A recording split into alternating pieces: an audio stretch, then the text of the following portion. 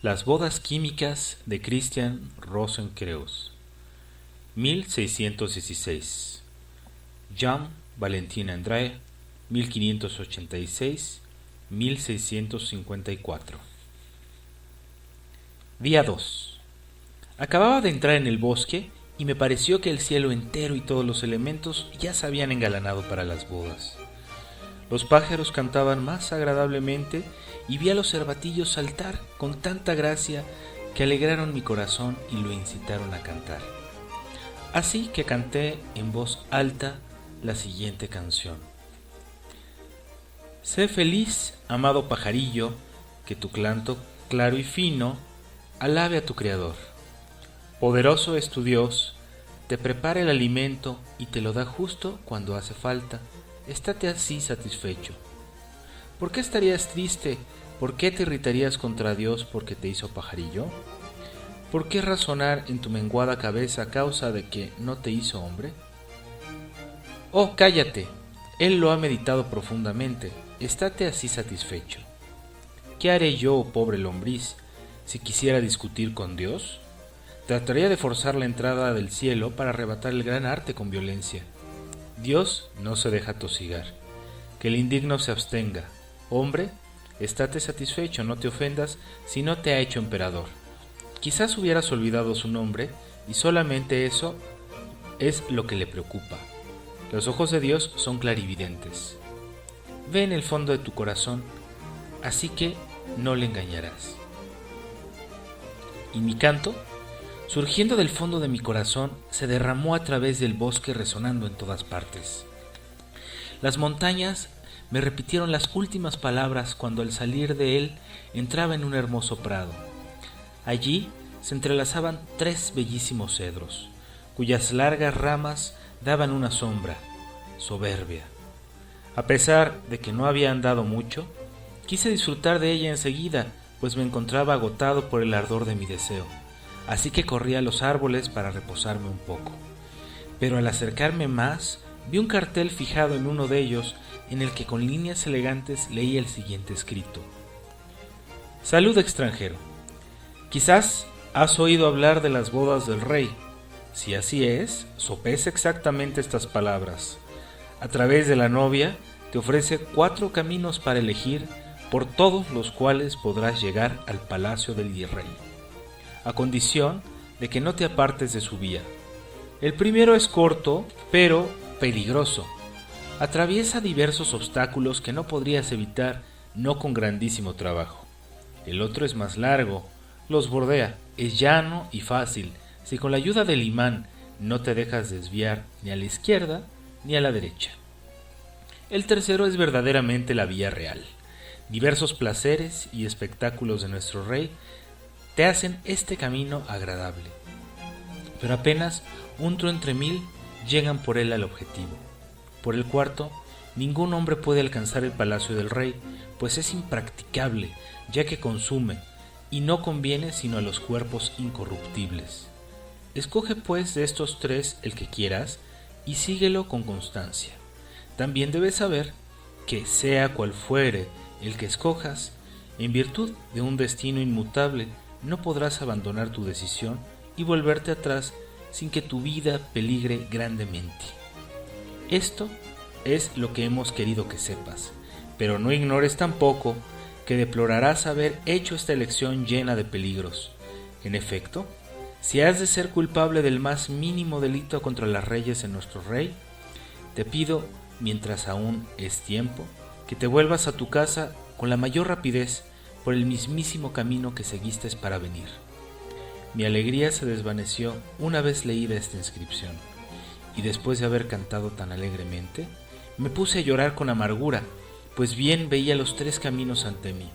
Sabía que me estaba permitido elegir uno, pero si escogía el de piedras y rocas, me exponía a matarme miserablemente a una caída.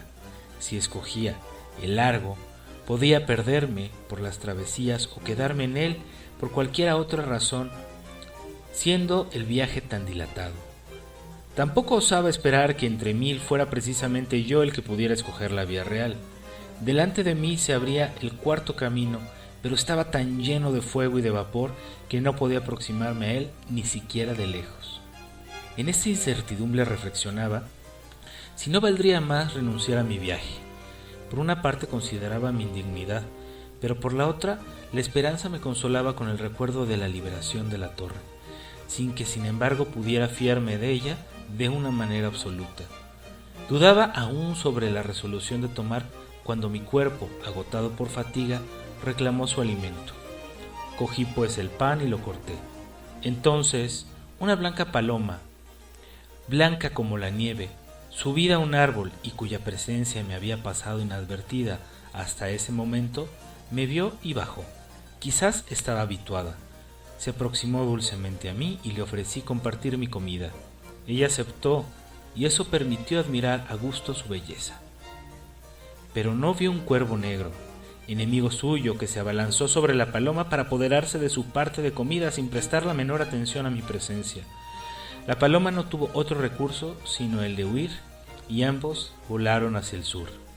Me irrité y disgusté tanto que perseguí de manera atolondrada al cuervo insolvente y anduve así, sin darme cuenta, un buen trecho en esta dirección.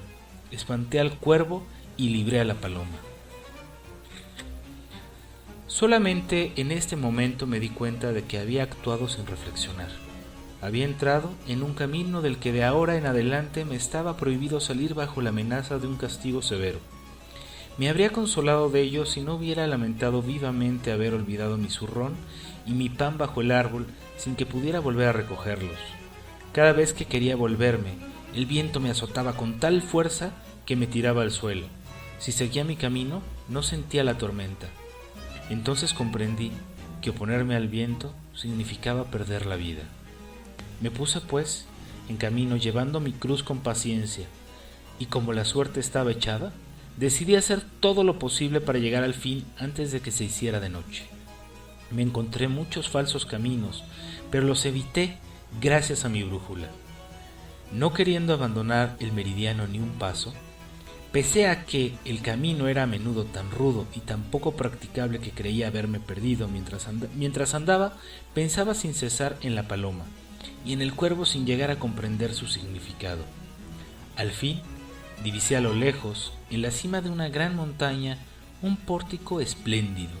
A pesar de que estaba muy alejado de mi camino, me apresuré hacia él porque el sol acababa de ocultarse tras los montes, sin que aún lejos yo hubiera visto ciudad alguna. Atribuyó este descubrimiento únicamente a Dios, que bien hubiera podido dejarme continuar mi camino sin abrirme los ojos, porque hubiera podido fácilmente pasar de largo sin verlo. Digo que me aproximé a él con el mayor apresuramiento, y cuando llegué, las últimas luces del crepúsculo aún me permitieron distinguir el conjunto. Era un pórtico real admirable, cuajado de esculturas que representaban espejismos y objetos maravillosos, de los que varios tenían una significación particular. Supe más tarde.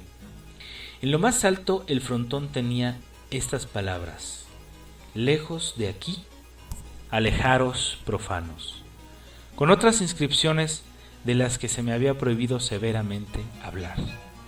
Cuando llegaba al pórtico, salió en mi encuentro un desconocido vestido con una ropa azul cielo.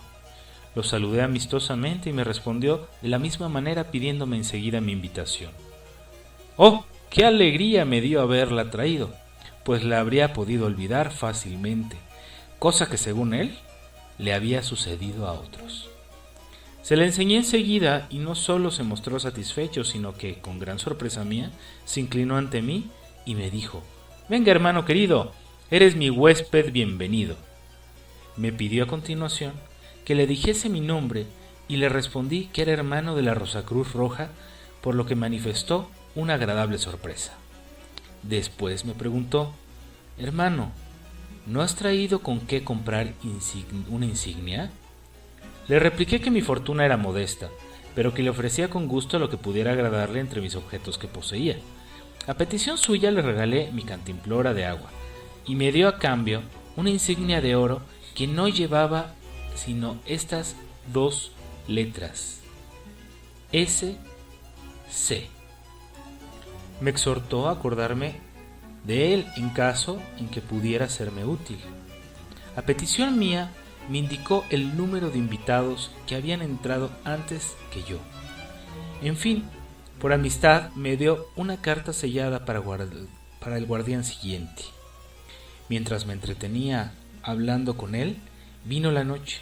En la puerta se encendieron un gran farol para que pudieran orientarse los que aún estaban en camino.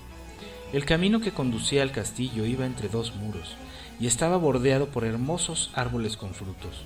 Habían colgado un farol en uno de cada 3 árboles a ambos lados, y una hermosa virgen vestida con un vestido azul venía a encender todas estas luces con una antorcha maravillosa. Me entretuve más de lo prudente en admirar este espectáculo de una belleza perfecta. Finalmente, la charla terminó, y tras haber recibido las instrucciones pertinentes, me despedí del primer guardián. Mientras caminaba, me asaltó el deseo vehemente de saber lo que contenía la carta, pero como no podía sospechar ninguna mala intención del guardián, resistí la tentación. Así, llegué a la segunda puerta, que era casi idéntica a la primera. No difería de ella sino por las esculturas y los símbolos secretos. Sobre el frontón se leía: «Dad y se os dará». Un león feroz encadenado bajo esta puerta se irguió nada más verme y trató de saltar sobre mí rugiendo. Así despertó al segundo guardián, que estaba acostado sobre una losa de mármol. Expulsó al león, cogió la carta que le tendí temblando y me dijo mientras se inclinaba profundamente: «Bienvenido en Dios sea el hombre al que deseaba ver desde hace tanto tiempo». A continuación, me presentó una insignia y me preguntó si podía cambiarla. Como ya no me quedaba sino la sal, se la ofrecí y la aceptó dándome las gracias. Esta insignia también tenía solamente 2 letras: S.M. Cuando me disponía a conversar igualmente con él, tocaron en el castillo. Entonces el guardián me exhortó a correr con toda la fuerza de mis piernas, sino mi trabajo y mis esfuerzos serían en vano, pues comenzaban ya a apagar todas las luces de arriba. Me puse a correr inmediatamente sin saludar al guardián, pues temía, no sin razón, llegar demasiado tarde. En efecto, fuera todo lo rápida que fuese mi carrera, ya me alcanzaba la Virgen y tras ella apagaban todas las luces. No hubiera podido seguir en el buen camino si no hubiera hecho llegar hasta mí un resplandor de su antorcha. En fin, empujado por la angustia, conseguí entrar justo detrás de ella. En ese mismo instante se cerraron las puertas tan bruscamente que quedó cogido en ellas el borde de mi vestido, y allí tuve que dejarlo, porque ni yo, ni los que llamaban desde fuera, pudimos lograr que el guardián de la puerta abriera de nuevo. Pretendía haber entregado las llaves a la Virgen, quien, según él, se las había llevado al patio. Me volví para examinar la puerta. Era una obra maestra, admirable, y el mundo entero no poseía una que le igualase. Al lado de la puerta se levantaban 2 columnas. Una de ellas llevaba una estatua sonriente con la inscripción: «Congratulo». En la otra estatua ocultaba su cara con tristeza y por debajo se leía: «Condo Leo». En pocas palabras, se veían imágenes y sentencias tan oscuras y misteriosas que los más sabios de la tierra no hubiesen podido explicarlas. Pero si Dios lo permite, en breve las describiré y las explicaré. Al atravesar la puerta me fue preciso decir mi nombre, y inscribieron el último en el pergamino destinado al futuro esposo. Solamente entonces me fue entregada la verdadera insignia de invitado. Era un poco más pequeña que las otras, pero mucho más pesada. En ella estaban grabadas las 3 siguientes letras: S, P, N. A continuación, me calzaron un par de zapatos nuevos, pues todo el suelo del castillo estaba enlosado de mármol claro. Cómo me resultaba agradable dar mis viejos zapatos a uno de los pobres que con compostura se sentaban tan frecuentemente bajo la puerta. Los regalé a un viejo. Pocos instantes después, 2 pajes que llevaban antorchas me condujeron a una cámara rogándome que descansara en un banco. lo que hice mientras ellos colocaban las antorchas en 2 agujeros perforados en el suelo. Después se fueron dejándome solo. De repente, escuché en torno mío un ruido sin causa aparente, y hete aquí, me cogieron varios hombres a la vez. Como no los veía, me vi obligado a dejarlos hacer su guisa. No tardé en darme cuenta de que eran peluqueros. Les pedí que no me zarandearan así y declaré que me prestaría a todo lo que quisieran. Me devolvieron la libertad de movimientos y uno de ellos, que seguía siendo invisible, me cortó distraídamente los cabellos de la parte alta de la cabeza, respetando, sin embargo, las largas mechas encarecidas por la edad de la frente y de las sienes. Confieso que al principio estuve a punto de desvanecerme, pues cuando me sentí zarandeado tan irresistiblemente, creí que Dios me había abandonado a causa de mi temeridad. Finalmente, los peluqueros invisibles recogieron cuidadosamente los cabellos cortados y se los llevaron. Entonces volvieron los 2 pajes, que se pusieron a reírse de mi terror. Pero apenas habían abierto la boca cuando tintineó una campanilla para reunir una asamblea, según se me dijo. A través de una infinidad de pasillos, de puertas y de escaleras, los pajes me precedieron con sus antorchas conduciéndome a una gran sala. Una multitud de invitados apretujaba en esta sala. Se veían en ella emperadores, reyes, príncipes y señores, nobles y plebeyos, ricos y pobres y gente de todas las clases. Pensando en mí mismo me quedé sorprendido.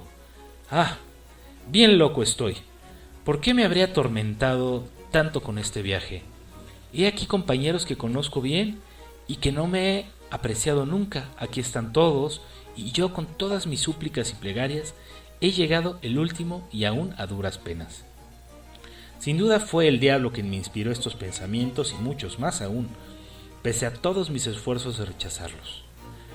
Los que me conocían me llamaban de uno y otro lado, hermano Rosacruz. ¿Así que tú también has llegado? Sí, hermano, respondí. La gracia de Dios me ha hecho entrar igualmente. Se rieron de mi respuesta y encontraron ridículo que invocara a Dios por una cosa tan simple. Cuando preguntaban a todos por el camino que habían seguido, varios habían tenido que bajar por las rocas. Unas trompetas invisibles tocaron a la hora de la comida. Cada cual se colocó según el rango al que le parecía tener derecho, y también como hicieron que yo y otros pobres como yo, apenas si nos encontrábamos un hueco en la última mesa. Entonces entraron los 2 pajes. Uno de ellos recitó oraciones tan admirables que con ellas se me alegró el corazón. Sin embargo, algunos de los grandes señores no solo les prestaban la menor atención, sino que se reían entre ellos, se hacían señales, mordisqueaban sus sombreros y se divertían con otras bromas parecidas. Después sirvieron. Aunque no pudimos ver a nadie, los platos estaban tan bien servidos que me pareció que cada invitado tenía a su criado. Cuando toda esta gente estuvo harta y el vino hizo desaparecer la vergüenza de su corazón, cada cual se vanagloriaba presumiendo de su poder. El uno hablaba de ensayar esto, el otro aquello. Los más tontos eran los que gritaban más fuerte. Todavía hoy no puedo impedir la irritación cuando recuerdo los actos sobrenaturales e imposibles de los que oí hablar. Para acabar, cambiaron los sitios. Aquí y allá un cortesano se deslizaba entre los señores, y entonces estos ideaban acciones de una envergadura que no hubiera bastado la fuerza de Sansón o de Hércules para realizarlas. Uno quería librar a Atlas de su peso, otro hablaba de sacarlos de los infiernos al cerbero tricéfalo. En resumen, cada cual divagaba a su manera. La locura de los grandes señores era tal que acababan creyendo sus propias mentiras. La audacia de los malvados no conoció límites, así que no prestaron atención alguna a los golpes que como advertencia recibieron en los dedos. Cuando uno presumió de haberse apoderado de una cadena de oro, los demás siguieron por el mismo camino. Vi a uno que pretendía oír zumbar los cielos, otro podía ver las ideas platónicas, un tercero quería contar los átomos de Demócrito, y no pocos conocían el movimiento perpetuo. A mi parecer, varios poseían una inteligencia despierta, pero para desgracia suya tenían una opinión demasiado buena de sí mismos. Para acabar, había uno que intentaba pura y simplemente convencernos de que veía a los criados que no servían. y habría discutido largo tiempo todavía, a no ser porque uno de estos servidores invisibles le dio un bofetón en su boca mentirosa. De manera que, no solo él, sino también bastantes de sus vecinos, quedaron mudos como ratones.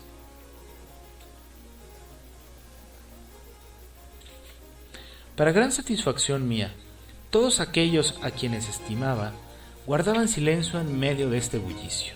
Se guardaban bien de elevar la voz, pues se consideraban torpes, incapaces de penetrar los secretos de la naturaleza, de lo que por añadidura se creían completamente indignos.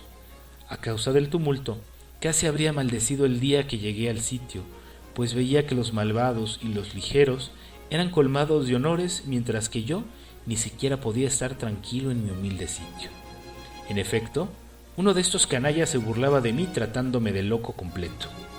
Como aún ignoraba que hubiese una puerta por la que teníamos que pasar, me imaginé que permanecería así, víctima de las burlas y del desprecio, todo el tiempo que durasen las bodas. Sin embargo, no pensaba valer tampoco ante los ojos del novio y la novia, y estimaba que podría haber encontrado a otro para ser de bufón en sus bodas. ¡Ay, esta falta de resignación a la que las desigualdades del mundo empujan a los corazones simples! Y precisamente esta impaciencia fue la que mi sueño me había mostrado bajo el símbolo de la cojera. El vocerío aumentaba cada vez más. Algunos ya querían darnos por ciertas visiones completamente inventadas y vivencias de una falsedad evidente. Mi vecino era al contrario un hombre calmado y de buenas maneras. Después de charlar de cosas sensatas, acabó de decirme: «Mira, hermano, si ahora algún recién llegado quisiera hacer entrar en razón a todos estos endurecidos, ¿le escucharían?». «Ciertamente no», respondí. «Así es», dijo. «Como el mundo quiere ser engañado a toda costa y cierra sus oídos a quienes no buscan sino su bien. Fíjate bien en ese adulador y observa con qué comparaciones ridículas y con qué deducciones insensatas capta la atención de los que le rodean. Mira allí cómo otro se burla de la gente con palabras misteriosas e inauditas. Pero créeme, que llegará un tiempo en que se les quitarán las máscaras y disfraces para que todos vean lo bribones que ocultaban. Quizás entonces vuelva a quienes habían sido despreciados». El tumulto se hacía cada vez más violento. De repente elevó la sala una música deliciosa y admirable como no había oído nunca en la vida. Toda la sala, presintiendo acontecimientos inesperados, se calló. La melodía surgía de un conjunto de instrumentos de cuerda, con una armonía tan perfecta que me quedé como de piedra, completamente ensimismado para gran sorpresa de mi vecino. Nos tuvo maravillados casi una media hora durante la cual guardamos silencio.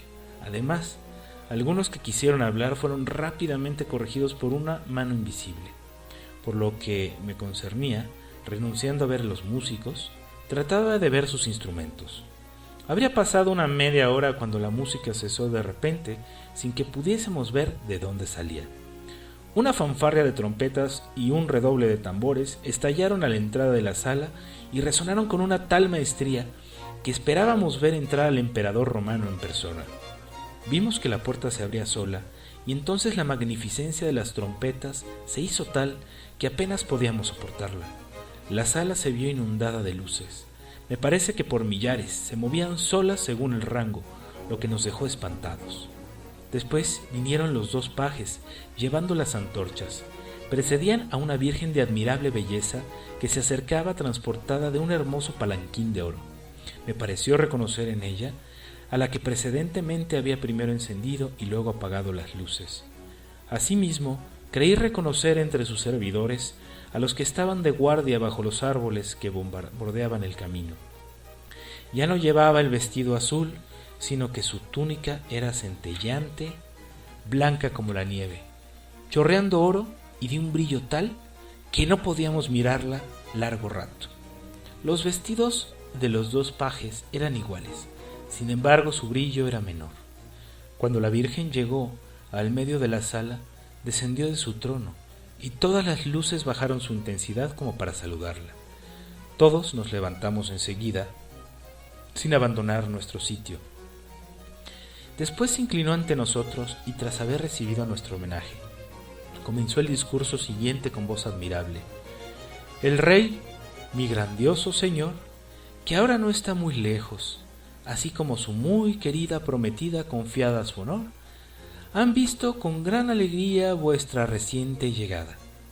A cada uno de vosotros os honran con su favor en todo instante, y desean desde el fondo de su corazón que siempre os logréis para que la alegría de sus bodas no se mezcle con la aflicción de nadie. Después se inclinó de nuevo con cortesía, sus luces la imitaron y continuó como sigue. Por la invitación sabéis que no ha sido llamado aquí hombre alguno que no haya recibido todos los dones preciosos de Dios desde hace mucho, y que no estuviese preparado suficientemente como conviene en esta circunstancia. Mis dueños no quieren creer que nadie pueda ser bastante audaz, habida cuenta de las condiciones severas, para presentarse a menos de estar preparado para sus bodas. Después de largos años, conservan la esperanza y os destinan todos los bienes a todos. Se alegran de que en estos tiempos difíciles se encuentren aquí reunidas tantas personas. Sin embargo, los hombres son tan audaces que su grosería no los retiene. Se introducen en lugares a los que han sido llamados, para que los bribones no puedan engañar, para que ningún impostor se deslice entre los otros y para que puedan celebrar pronto, sin cambiar nada, de las puras bodas.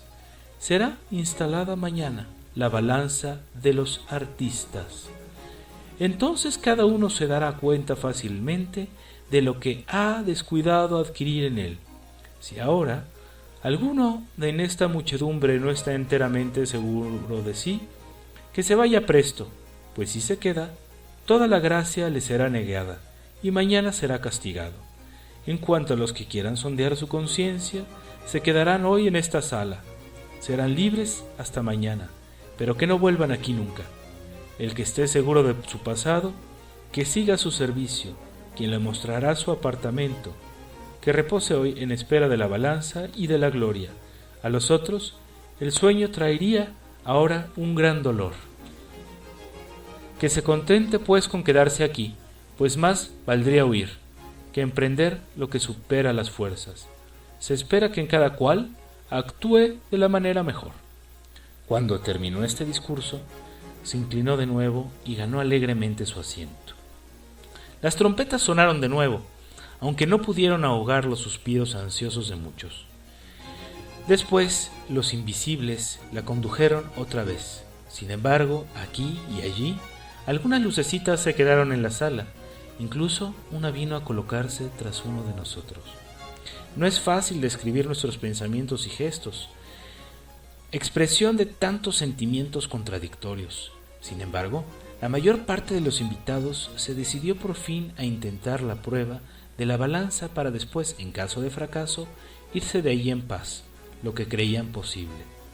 Bien pronto tomé mi decisión.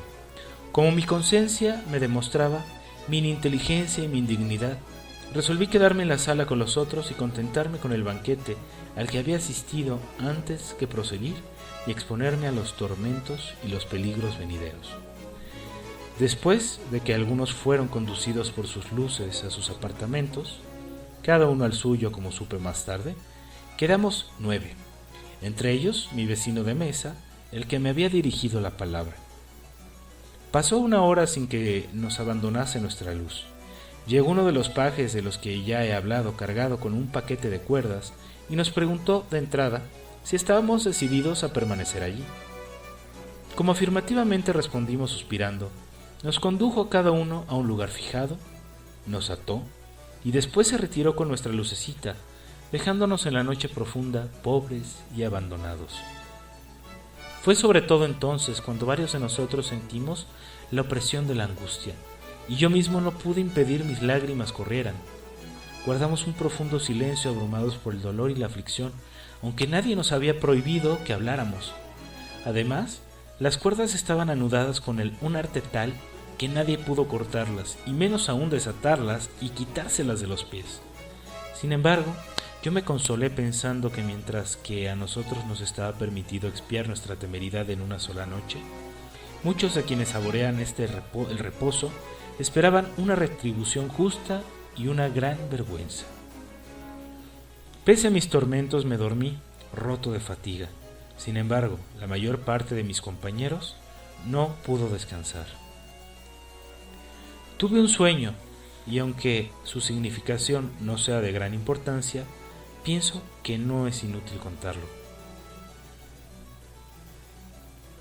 Me pareció estar sobre una montaña y que un amplio valle se extendía ante mí. En este valle se había reunido una multitud innumerable, y cada individuo estaba suspendido por un hilo atado a su cabeza.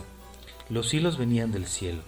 Ahora bien, unos estaban colgados muy alto y otros muy bajos, y varios se encontraban en la misma tierra. Por los aires volaba un hombre con unas tijeras en la mano que cortaba los hilos aquí y allá.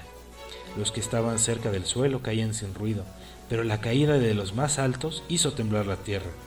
Cuando algunos tuvieron la buena suerte de ver cómo el hilo bajaba de manera que tocaron el suelo antes de que fuera cortado.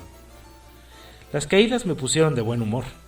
Cuando vi que algunos presuntuosos llenos de ardor por asistir a las bodas se arrojaban a los aires y planeaban en ellos un momento para caer vergonzosamente arrastrando al mismo tiempo a algunos vecinos, me alegré de todo corazón.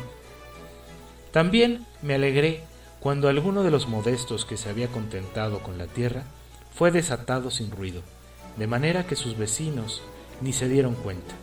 Saboreaba este espectáculo con mayor dicha cuando uno de mis compañeros me empujó con tan mala fortuna que me desperté sobresaltado y muy descontento. Sin embargo, reflexioné sobre mi sueño y lo conté a mi hermano que, al igual que yo, estaba acostado a mi lado. Me escuchó con satisfacción y deseó que fuera el presagio afortunado de alguna ayuda. Pasamos el resto de la noche conversando sobre esta esperanza y deseando con todas nuestras fuerzas que llegara el día.